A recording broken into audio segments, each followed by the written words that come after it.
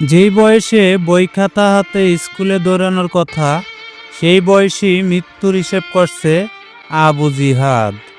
মাত্র 15 বছর বয়সী হাড়ের ক্যান্সারে আক্রান্ত হয়েছে এই কিশোর।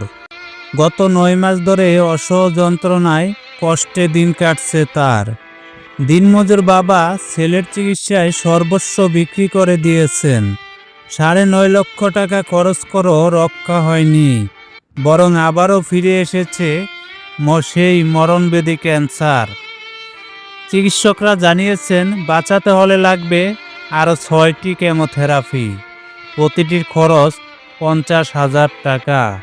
কিন্তু বাবার পক্ষে এই টাকাটা জোগাড় করা এখন স্বপ্নের মতো।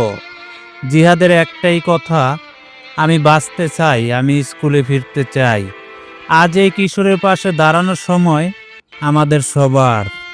আপনার একটা শেয়ার, একটু সহানুভূতি জিহাদের জীবন বদলে দিতে পারে।